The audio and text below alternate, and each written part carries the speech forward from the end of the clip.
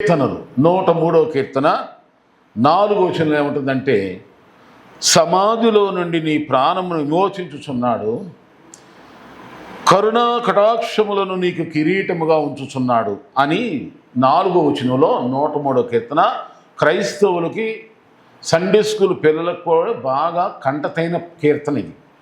మొదట్లోనే ఏముంటుందంటే, నా ప్రాణమా యెహోవాను సన్నిధించుము, నా అంతరంగమా నా అంతరంగమా నాలో ఉన్న సమస్తమా ఆయన్ని సన్నిధించు, స్తుతించు అంటూ ఆయన చేసిన ఉపకారములను దేనిని మరవద్దు అంటూ ఆయన నీ సంకటములను కుదుర్చువాడు అని చెప్పుకుంటూ వస్తూ ఇంకా ఏమంటాడంటే, సమాధిలో నుండి నీ ప్రాణమును విమోచించుచున్నాడు, కరుణా కటాక్షములను నీకు కిరీటముగా ఉంచుచున్నాడు. ఒక రాజు ఇలా ప్రార్థన చేస్తాడు. 38 యెషయా గ్రంథంలో 18లో ఆయనకి మరణకరమైన జబ్బు వస్తుంది. హిజ్కియా ఆ రాజు మరణకరమైన బాధ వచ్చినప్పుడు ఆయన వెళ్ళి ఇలా ప్రార్థన చేస్తాడు. మందిరంలోకి వెళ్తాడు. మందిరంలోకి వెళ్ళిపోయి గోడ తడి తిరిగి ప్రార్థన చేస్తాడు. అయ్యా, నేను చనిపోతాం మూలంగా నీకేం మహిమయ్యా? పాతాళమున నీకు స్తుతి కలుగుద్దా? మృతి నీకు కృతజ్ఞతలు చెల్లిస్తుందా? సమాధిలోనికి దిగేవాళ్ళు నీ సత్యాన్ని ఆశ్రయించలేరు కదా, నీ సత్యాన్ని చెప్పలేరు కదా, నీ వాక్యాన్ని అవలంబించలేరు, వినలేరు, గ్రహించలేరు, అసలు ఎవరికి చెప్పలేరు కదా. కనుక నేను సజీవుడైతే నన్ను బ్రతికిస్తే నీ సాక్షిగా నీ మహిమ కొరకు జీవిస్తా, నిన్ను స్తుతిస్తా, నీ క్రియలు వివరిస్తా, అప్పుడు నా ప్రాణం వల్ల నీకు లాభం వస్తుంది. సమాధిలోకి వెళ్ళిపోతే నీకేమి లాభమయ్యా ప్రభో అని అంగలారుస్తాడు. అలాగే 30వ కీర్తన దావీదు భక్తుడు కూడా ఇదే ప్రార్థన చేస్తాడు. సమాధి వలన నా ప్రాణం వల్ల నీకేమి లాభమయ్యా? మరణము మంటలోకి వెళ్ళిపోతే నీకేమి లాభం? నన్ను బ్రతికించు, సజీవునైతే నీ సాక్షిగా ఉంటా, సమాధిలో ఉంటే నీకేం మహిమయ్యా అని ప్రార్థన చేస్తే దేవుడు దావీదుని దీర్ఘాయుష్మంతుడిగా బతికించాడు. ఆయన కూడా ప్రార్థన చేశాడు. ఇదంతే మరణకరమైనటువంటి సమాధుల్లో నుండి, అంటే మరణము రాకుండా మరణించకుండా బ్రతికించమని ప్రార్థనలు చేశారు వీళ్ళంతా. మనం కూడా ప్రతిరోజు ప్రార్థిస్తాం. ఏమని ప్రార్థన చేస్తాం? కాపాడు, పోషించు, దీవించు, ఆశ్రయించు. ఆమేన్. ఇంతనా? కనుక రైటే, మంచిదే, చేసుకోవాలి. కాదే సమాధులో నుండి ఆయన నిన్ను విడిపిస్తున్నాడు. ప్రతిరోజు మరణకరమైన అపాయాలు తప్పిస్తున్నాడని మీరు ఎంతమంది నమ్ముతున్నారు? రోజు దేవుడు నన్ను మరణకరమైన అపాయం దేవుడు తప్పిస్తున్నాడు నమ్ముతున్నారా? లేకపోతే మీరే కాపాడుకుంటున్నారు అనుకుంటారు? మీ ఇద్దరు చెయ్యిలు కూడా ఎత్తరు. మీ ఇద్దరు వాళ్ళు ఎత్తున్నారు. దేవుని స్తోత్రాలు. స్పందించండి. హల్లెలూయా. ప్రతి దినం నేను మీరు కూడా ఆయన భద్రతలో ఉన్నాం. ఆయన కాపాడబట్టే మనం ఎక్కడ ఉన్నాం. ఆయన కాపాడని మనం ఎన్ని జాగ్రత్తలు తీసుకున్నా కాపాడబడలేము. యెహోవా ఒక పట్టణమును కాపాడని దాని కావలి కాసేవారు కూడా వృధా. మనకు ఎన్ని జాగ్రత్తలు ఉన్నా, ఎన్నో ఆరోగ్య సూత్రాలు పాటించిన, ఎంత ఆహారం ఇంటి నిండా ఉన్నా, ఎంతమంది డాక్టర్లు తెలిసి ఉన్నా కానీ దేవుడే కానీ మనం కాపాడకపోతే ఏది పనిచేయవు, అంత వృధా. అందుకని యెహోవా నా కాపరి అనండి. యెహోవా నాకు లేమి కలగదు. దేవుడు నీ ప్రాణానికి కాపరి, మన ప్రాణానికి కాపరి ఆయనే. మన బాడీకి, శరీరానికి కాపరి ఆయనే. మన ఆత్మకు కాపరి. అర్థమైంది ఈ మాటలు? ఆత్మకు కాపరి అంటే ఎట్లా? ఆత్మలో నడిపిస్తాడు. అంటే ప్రార్థన చేయిస్తాడు, వాక్యం వినిపిస్తాడు, ప్రార్థనలో చర్చకు నడు అంటాడు. గొర్రెలు కాపరిగా ఎట్లా మేతకు తోలుతాడు గొర్రెలు, అలాగే ఆత్మ కాపరిగా ఉండి మళ్ళీ ఏం చేస్తాడు? ఆత్మదాహం తీరుస్తాడు. అంటే ప్రార్థన నేర్పిస్తాడు, వాక్యం నేర్పిస్తాడు, పాటలు పాడిస్తాడు. దేవుని సన్నిధికి వెళ్ళిపోతే పిచ్చెక్కిపోయేలాగా ఏదో తెక్కెక్కినాడు, ఆకలేసినోడు ఆకలి మంటలతో గిలగలనాడిపోయి పడిపోయినట్టుగా ఆత్మానందం లేకపోతే బ్రతకలేని వారిగా ఆత్మ ఆకలి తీరుస్తాడు. ఆత్మీయ దేహం కాపరి. అందుకే రెండవదిగా శరీరానికి కాపరి, అంటే మన బాడీకి. దేహానికి కాపరి అంటే ఎట్లా? మన దేహము. అందుకని అంటాడు, నీ కాలుకు పాదములకు రాయి తగలకుండా నిన్ను కాపాడే దేవుడు. అది. అలాగే మన ప్రాణానికి కాపరి. ప్రాణానికి కాపరి అంటే ఏంటి? మనం ఏమి ఆహారం తినాలో, ఎప్పుడు తినాలో, ఎంత తినాలో మనకు తగిన అనుదిన ఆహారం దయచేస్తున్నాడు కనుక ప్రాణంతో బతికున్నాం. అందుకని ఆయన ఆత్మ కాపరి. చెప్పండి, మన దేహానికి కాపరి, మన ప్రాణ కాపరి. కనుక ఈ విధంగా మనం తెలుసుకుందాం దేవుడు కాపాడు. అందుకని ఇక్కడ భక్తుడు ఏమంటాడంటే, అయ్యా మన పాటలు ఎన్నో పాడుతుంటాం, నీవు చేసిన ఉపకారములకు నేను నీకేం చెల్లిస్తానయ్యా అంతగా ఈయన కూడా పాడుతున్నాడు. ఆ పాటలో చేసిన దేవుడు చేసిన మేలు ఏంటంటే, సమాధుల్లో నుండి దేవా నీవు నన్ను కాపాడు. ఇది మామూలుగా అనుదిన జీవితంలో అపాయముల నుండి దేవుడు కాపాడుతున్నాడు కనుక మనం బ్రతికిపోతున్నామని మనందరికీ తెలిసిందే. నేను ఈ సమయంలో మీకు 5 రకాలైన సమాధులు జీవితాలని గురించి చెప్తాను. ఇదేంటి ఆయన 21 రోజుల ఉపవాస ప్రార్థనలో సమాధుల గురించి చెప్తున్నాం ఏంటి అనుకోమాకండి. మీరు పూర్తి అయినాక ఓహో ఇదే ఆ సంగతి అనుకుంటారు. ఏనండి, పెద్ద ప్రసంగమే కానీ మీ అందరికి అర్థమయ్యేలాగా క్లుప్తంగా చెప్తా. యోహాను సువార్తలో 11వ అధ్యాయంలో ఒక లాజరు అని ఆయన చనిపోతాం. మీ అందరూ తెలుసు లాజరు చరిత్ర. లాజరు బుర్రకథ, లాజరు కథలు, పాటలు, పద్యాలు అందరూ మనం విన్నాం. వినపోతే మీరు యూట్యూబ్లో అయినా చుప్పుకున్నాయి. ఏమిటి ఆయన చనిపోయాడు, ఆయన ఎవరు అసలు, అతను ఎవరు? మరియా మార్తలు అనేటువంటి ఆ యొక్క సహోదరి లెక్క సహోదరుడు అంటే బ్రదర్. ఇతను ఎలాంటోడు అని గురించి బైబిల్లో ఒకే ఒక మాట చెప్పండి. యేసు ప్రేమించిన శిష్యుడంట, యేసు ప్రేమించిన లాజరు అంట. బాగానండి, ఎవరు ప్రేమించారంటే ఇల్లి యేసు ప్రేమించాడు. ఇప్పుడు చాలామంది ఒక అభిమాని, ఒక హీరోని ప్రేమిస్తారు చాలామంది. అతను సినిమా రిలీజ్ అయిందంటే ఏం చేస్తారు, ఈ అభిమానులు పెద్ద పెద్ద కటౌట్లతో రెడీ చేసి ఎంతో సంతోషంగా పండగలాగా చేసుకుంటారు. ఆయనంటే వీళ్ళు ప్రతిరోజు ధ్యానిస్తారు, ప్రతిరోజు చూస్తారు, ప్రతిరోజు ఆలోచిస్తారు. క్షణం క్షణం ప్రతిరోజు కూడా ప్రతి వీరాభిమానిగా మారిపోతారు. అనేకులైతే డబ్బే కాదు, వాళ్ళ డబ్బులే కాదు, శ్రమలే కాదు, కొంతమంది అయితే పాపం చనిపోయిన వాళ్ళు కూడా ఉంటారు. కానీ నేను ఒక ప్రశ్న అడుగుతున్నా, ఈ అభిమాని ఎవరి కోసమైతే శ్రమ పడుతున్నాడు, ఎవరి కోసమైతే ఖర్చు పెడుతున్నాడు, ఎవరి కోసమైతే చచ్చిపోతున్నాడు, ఆ హీరో గారికి ఇతని పేరు తెలుసా? ఆ హీరో గారికి ఇతను పెట్టే ఖర్చు తెలుసా? ఇతను ఎంత శ్రమ పడుతున్నాడు, ఎన్ని ఫోటోలు ఇంట్లో పెట్టుకున్నాడో, దండలు ఎన్ని వేసుకున్నాడో, గొలుసులు ఎన్ని వేసుకున్నాడో, బ్యాండేజ్లు ఎన్ని వేసుకున్నాడో, ఇవన్నీ తెలుసా ఆయనకి? హ్యాపీ. కానీ మరి అదే ఒకవేళ ఆ హీరో గారి గుర్తించాడు అనుకోండి వ్యక్తిని, ఫలానా అని ఫోన్ చేయటం కానీ అతనితో ఇతను కనెక్షన్ ఉందనుకోండి, ఆ అభిమాని ధన్యుడైపోయాడు. ధన్యుడే, మంచివాడు. ఎందుకంటే హీరో అతను గుర్తించుతున్నాడు కనుక. గుర్తింపు లేకుండా ఎన్ని లక్షల కోట్ల మంది ఉంటారు. కానీ లాజరు యేసుప్రభుని ప్రేమించడం కాదు, యేసుప్రభుని ప్రేమించడం కాదు, యేసుప్రభువే లాజరుని దేవుని చేత ఎరగబడినోడు. మనందరికీ యేసుప్రభు తెలుసు, మీ అందరికీ మనందరికీ తెలుసు. ఆయన మీ గురించి ఆయనకి తెలుసా? అది ధన్యకరం కదా. మన గురించి యేసుప్రభుకి యేసు ప్రేమించినటువంటి లాజరు, యేసు ప్రేమించిన ఫలానా అనే పేరు మీకుందనుకో, యేసు ప్రభు ప్రేమించిన ఫలానా అని ఆ లైన్లో మీ పేరు పెట్టుకున్నానుకో, ఎంత సంతోషమో. అలాంటి వ్యక్తి ఇతను. అయితే ముందు జబ్బు వచ్చింది, జబ్బు రాగానే చెప్పారు, ఏసై కబురు పెట్టారు. రాని మనకు అసాధ్యమైంది ఏమనుకున్నాడు ఏమో ఏసయ్య. జబ్బు వచ్చిందని తెలిసి కూడా ఏం చేశాడు, 4 రోజులు ఆలస్యమై 4వ రోజు ఇప్పుడు వచ్చాడు. అప్పటికి వీళ్ళు సమాధి అయిపోయింది, దుర్వాసన కొట్టేస్తుంది దేహం.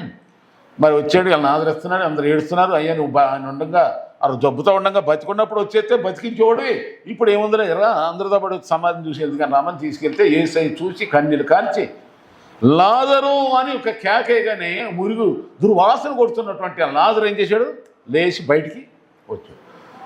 మాట ద్వారా లాజరుని దేవుడు ఏం చేశాడు, బయటికి లాక్కొచ్చాడు. ఆమె ఎందుకు లాజరు చనిపోయే వరకు యేసయ్య ఉన్నాడు అక్కడంటే, ఆయన మాటలో ఉన్న శక్తి ఏంటో అక్కడున్న వాళ్ళందరికీ రుజువు అవ్వాలని ఆగాడు. అమ్మా, నీళ్లను ద్రాక్షారసంగా మార్చాడు, రోగులను స్వస్థపరిచాడు, గాలిని సముద్రాన్ని అణిచివేశాడు, కానీ చచ్చినోడు కూడా బతికిస్తుందా ఈ యేసయ్య మాట? అది రుజువు చేయడానికే ఆ ఆలస్యం. అందుకని ఆలస్యం వెనకాల కొన్ని సమయాలు ఏం జరుగుతాయంటే ఆశ్చర్యమైన కార్యాలు జరుగుతాయి. దేని స్తోత్రం, అది రుజువైంది.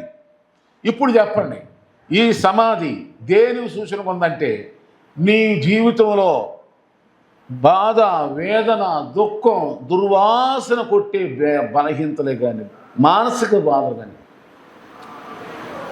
కొంతమంది నేను ప్రార్థన చేయటానికి వెళితే పాపం వాళ్ళు అన్నీ ఉన్నవాళ్ళే, ఎంత ఉన్నవాళ్ళే, మంచి వస్త్రాలు ఉంటే మంచి బాధ, మంచిగా స్నానం చేసి శుభ్రంగా ఉన్నవారే, కానీ ఆ హృదయంలో ఉన్నటువంటి ఆ దుఃఖాన్ని బయటకు వస్తుంటే అబ్బా అనకూడదు. దుర్వాసన కొట్టి అంటే దుఃఖం, ఆ ఏడుపు, ఆ కన్నీళ్ళు, ఆ రోదన. పైకి చాలా మంచిగా ఉంటారు, చాలా యాక్టర్లాగా ఉంటారు. అబ్బా ఏంటమ్మా ఎంత దుఃఖంతున్నావు, ఏంటి? అవునయ్యా, దేవునికే తెలుసయ్యా, ఇక దైవజనుడు నీవు వచ్చావు కనుక దేవుడే నా గృహానికి వచ్చాడని నా హృదయం ఆగట్లేదు, తట్టుకోలేకపోతున్నాను. అబ్బా ఇల్లు కడుక్కోమ్మా, ఫస్ట్ కడుక్కో.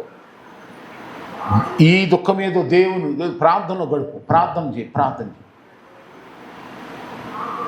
ఆయన నీ కన్నీళ్లు తుడుస్తాడు. అమ్మో ఇంత దుఃఖం మీద పైకి ఇలా ఉంటారా అని ఆశ్చర్యం వేస్తుంది నాకు ఒక్కో సమయంలో కొందరు చూస్తే. అలాగే లాజరు కూడా సమాధిలో ఏ వాసన కొడుతున్నాడు చెప్పండి? దుర్వాసన. అలాగే చాలామంది జీవితాలు పైకి బ్రతుకుచున్నట్టే ఉన్నారు, కానీ బైబిల్ చెప్తుంది సుఖభోగములు యందు జీవించున్నదంట బ్రతుకుచుండియు చచ్చిన దానితో సమానం అంట.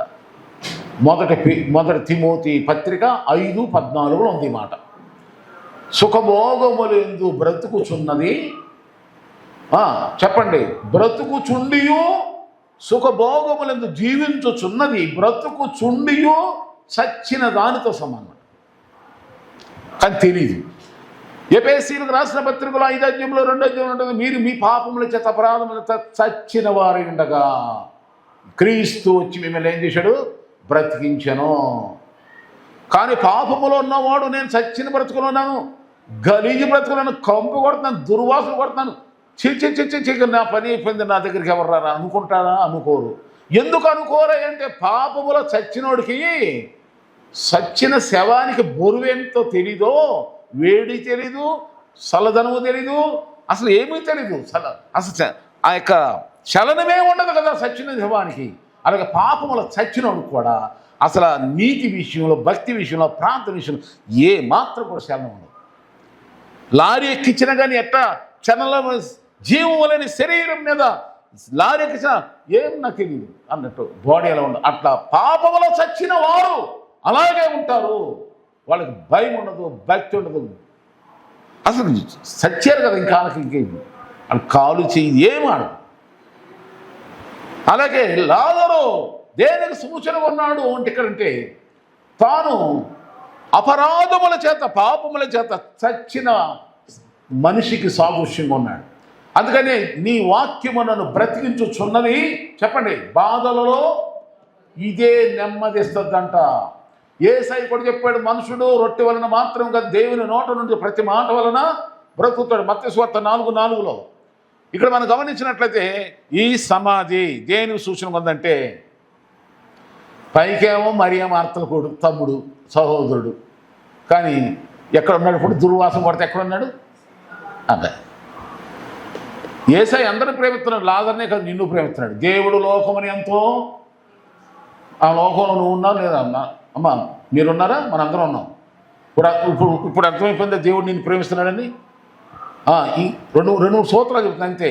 ఇంకొక చోట ఉందా దేవుడు నిన్ను ప్రేమిస్తున్నాడు రుజువు? దేవుడు ఉత్సాహంగా ఇచ్చేవారిని, చెప్పండి, దేవుడు ఉత్సాహంగా ఇచ్చేవారిని ప్రేమించును. 2 కొరింథీ 9:7. కనుక దేవుడు ప్రేమిస్తున్నాడని ఇప్పుడు అర్థమైపోయింది మీకు. ఎలా ప్రేమిస్తాడని కొన్ని చెప్తున్నా. ఇంకా ఒక అతను అంటాడు, లూకాసు వార్త 18:18 అంటాడు, అయ్యా నిత్య జీవమునకు వారసున్న వాళ్ళు నేను ఏం చేయాలని? అప్పుడు యేసు అతన్ని ప్రేమించి, అంటే పరలోక రాజ్యానికి సిద్ధపాటు కలిగిన వారిని ఆయన ప్రేమిస్తున్నాడు.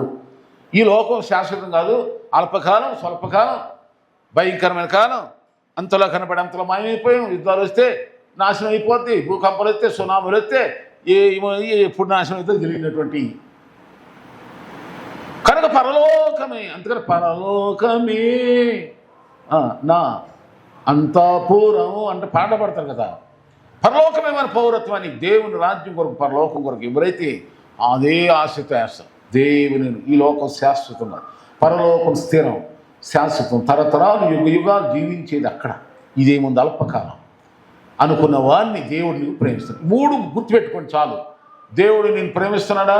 నెంబర్ 1, ఆయన ఎంతో ప్రేమించాడు నిన్ను. ఎట్లా? సిలువ వేయబడ్డాడు కనుక యేసయ్య నిన్ను ప్రేమించాడు. 2, నువ్వు ఉత్సాహంగా ఆయనకి ఇస్తున్నావు కనుక, నీ టైం, టాలెంట్, నీ ట్రెజర్ నీవు దేవునికి ఇస్తున్నావు కనుక నీవు ఈ గివింగ్నెస్, నువ్వు ఇచ్చు విధానం చూసి ఆయన నేను ప్రేమిస్తున్నాడు.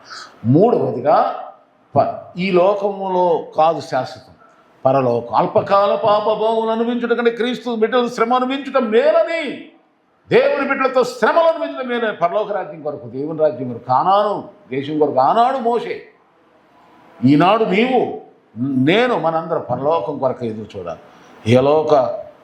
ఇహలోక సమస్తము స్థిరము కావు, శాశ్వతం కావు. అన్ని గతించిపోతాయి, అన్ని వాడిపోతాయి, అన్ని పాడిపోతాయి. ఎప్పుడు ఏం జరుగును ఏం తెలియనటువంటి దినాల్లో ఉన్నాం కదా. భయంతో మనం దేవుని కొరకు ఎదురు చూద్దాం. కనుక నేను ఈ యేసయ్య మనల్ని సమాధిలో నుండి విమోచిస్తున్నాడు. మొదటి సమాధి ఏమిటంటే లాజరు, దుర్వాసన కొడుతున్న లాజరుని దేవుడిని మాట చేత సమాధుల్లో నుండి బయటికి బతికిచ్చాడు. నేను చెప్తున్నాను, ఎంతమంది అయితే ఏ బాధలతో, దుఃఖాలతో, చెప్పుకోలేని చేదు అనుభవాలతో, విషపు అనుభవాలు ఉంటాయి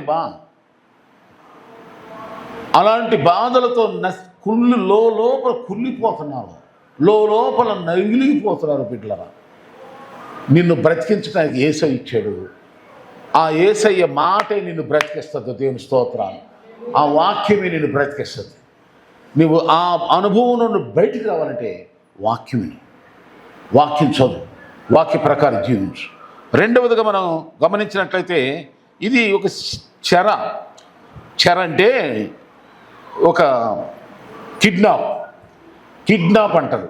కిడ్నాప్ అంటే చెర అంటే ఒక రాజు, బలమైన రాజు ఏం చేసేవాడంటే బలహీనమైనటువంటి దేశాల మీద పడి ఏం చేసేవాడు, ఆ దేశ ఆస్తుల్ని, ఆ దేశ ప్రజల్ని దోసుకెళ్ళిపోయాడు. అదే చెర అంటారమ్మా.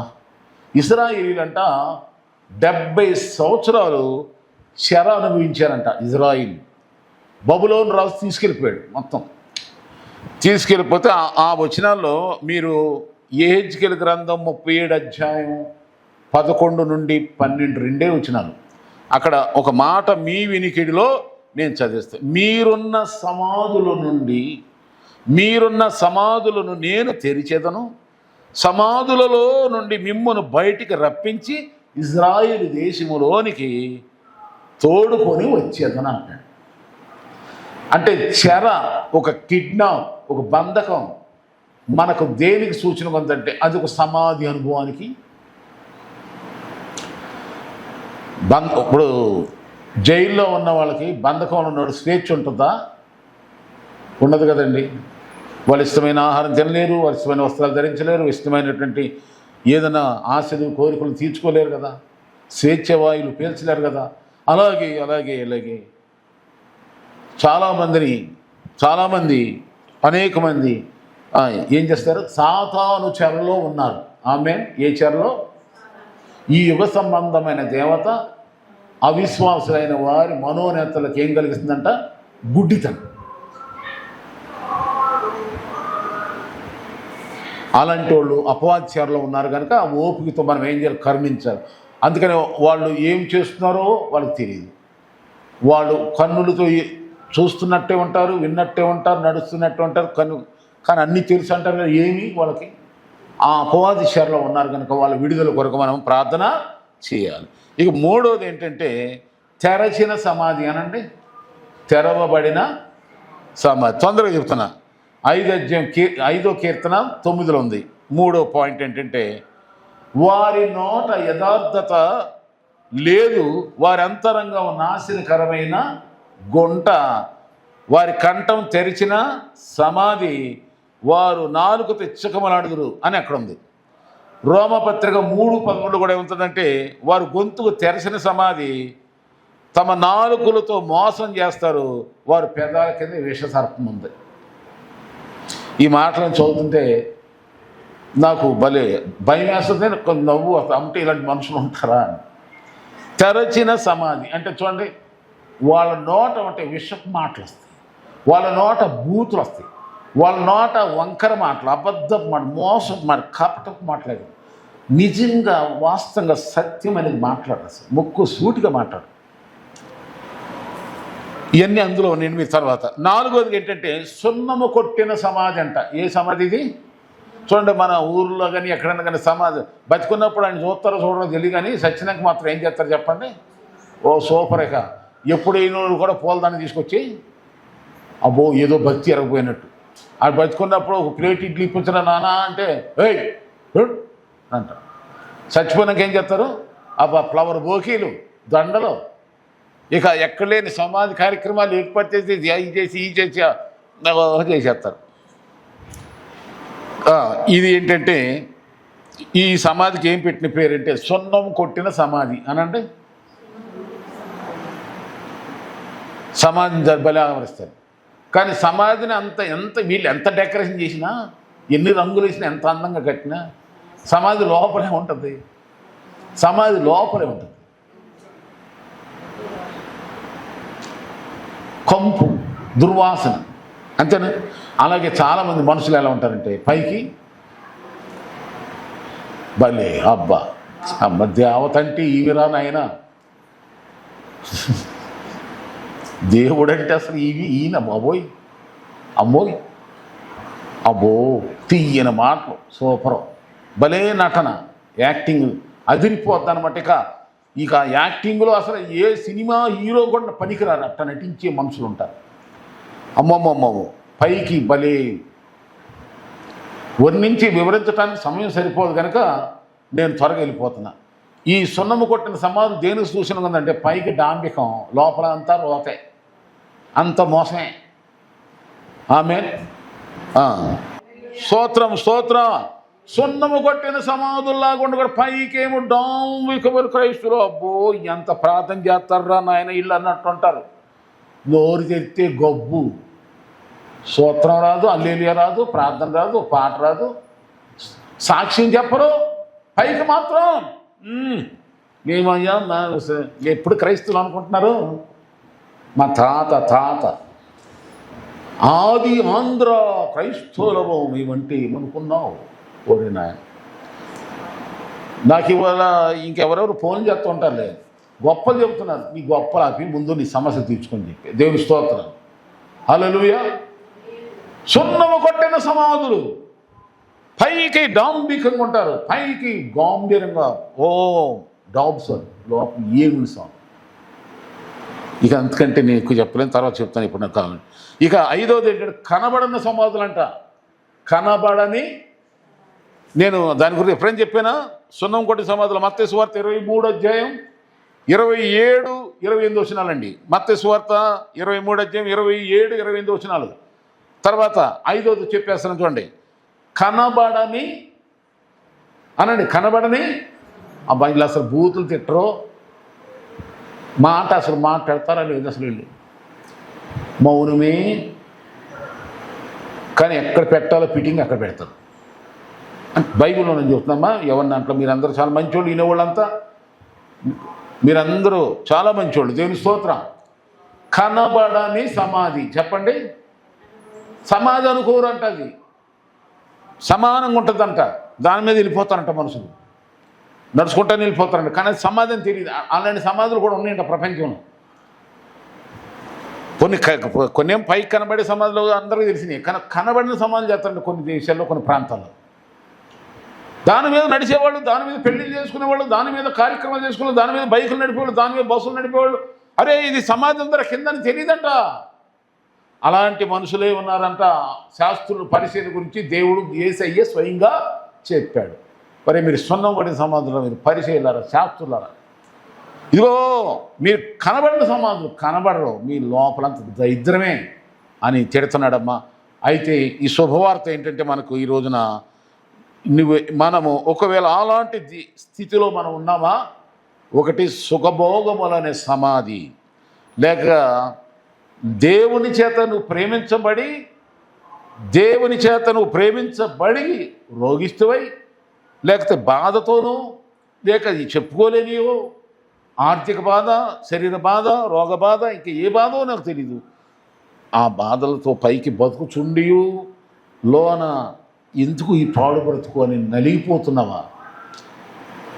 బతుకుతున్నావనే పేరుంది కానీ చచ్చిన స్థితి వల్లే ఉంది అప్పుడు జీవితం. ఆయన యేసయ్య ఏమంటున్నట్టే మాట ద్వారా లాజరును బ్రతికించినట్టు దేవుని వాక్యం ద్వారా దేవుడు నీకు ఈ రోజున మరొక జీవితాన్ని ఇచ్చాడు. దేవుని స్తోత్రం. రెండో సమాధి ఏంటనుకున్నావా? అది బంధకాల్లో ఉన్నారా మీరు? మనుషులు బంధకాల్లో ఉన్నారా? సైతాను బంధకాలు ఉన్నారా? అలవాట్లు బంధకాలు ఉన్నారా? ఏది నేను బంధిస్తుంది? యేసు ప్రభు తప్ప నేను ఎవరు బంధించకూడదు. మూడవదిగా తెరచిన సమాధి అంటే బూతులు, నోరు తెరిచే గబ్బు కంపు మాటలు, పవిత్రమైన మాటలు, బైబిల్ చూడండి, లేఖనానుసారంగా వాక్యానుసారం మీరు ఎంతసేపు అని మాట్లాడుకోండి, అందరూ వింటారు, బాగుంటుంది. మీ సంభాషణ ఉప్పు వలె రుచిగా ఉండమని బైబిల్ చెబుతుంది. కానీ కొందరు మాట్లాడుతుంటే చెప్పండి, అమ్మో ఎక్కడ గొడవలు అవుతుంది, భయమేసిపోతుంది. దేవుని స్తోత్రం. అదే వాక్యం ద్వారా మాట్లాడుకోండి, ఎక్కడైనా ఎప్పుడైనా సంతోషమే. ఇక తెరచిన సమాధి అంటే అదండి. ఇక సున్నం కొట్టిన సమాధి అంటే యాక్టింగ్ జీవితం, భక్తి యాక్టింగ్. ఇక చెప్పండి. ఇక ఐదవదిగా చెప్పేసాను కదా, అదేంటి చెప్పండి? కనబడని సమాధి అంటే వీళ్ళని తొందరగా పట్టుకోలేము. అడెవడో నన్ను మన యూట్యూబ్లో ఎవరినో ఒక వ్యక్తిని చంపి ఒక అమ్మ వాళ్ళ ప్రియుడితో 12 అడుగుల గుంటలో పెట్టేసిందంట. మళ్ళీ ఎప్పుడు ఎవరికి తెలియకూడదని కంపెనీలోనే 12 అడుగులు పైన అయితే తెలిసిపోతాను. కానీ ఎంత లోతులో ఉన్నా నువ్వు జీవితం ఎంత కనబడకుండా నువ్వు ఉన్నా ఏదో ఒక రోజున చెప్పండి నీ వేషం ఊడిపోతే, ఆ వేషం ఊడిపోతే తప్పకుండా దేవుడు ఏం చేస్తాడు? అలాగే కనబడిన వారికి మనల్ని ఎవరు పట్టుకోలేరు, మనల్ని ఎవరు చూడలేరు. పాస్టర్ గారికి ఏం తెలిసినే అసలే పిచ్చోడు, అమాయకుడు అనుకోమాకండి. మన అమ్మ నాన్న పట్టుకోలేరు, మన స్నేహితులు పట్టుకోలేరు. నన్ను గమనించడం, నన్ను వేషం ఓడగొడతాడు దేవుడు. దేవుని స్తోత్రాలు. ఆమేన్. కనుక కనబడని జీవితాలు ఎవరికి కనబడదు అనుకోమాక, కనబడని సమాధుల్లో గుణమాక, వెంటనే హృదయవంతరంగాల్లో ఉన్నటువంటి ఏది ఉన్నా దేవుని పెట్టేసి ప్రార్థన చేసుకుని వదిలేసాయి. దేవుడు నిన్ను నీ కుటుంబాన్ని ఆశీర్వదిస్తాడు. ఇప్పుడు చెప్పండి, మొదట్లో ఏం మాట అన్నాను? సమాధిలో నుండి ఆయన నీ ప్రాణమును విమోచించి ఉన్నాడు. ఈ 5 రకాల అనుభవాల్లో నుండి దేవుడు మనల్ని విమోచించి ఉన్నాడు. ఆమె చెప్పండి, విమోచించబడాలి. అదే దేవుడు చేసే మనకు ఉపకారం, మేలులు. అందుకు ఆయనకే స్తోత్రం. God bless you all.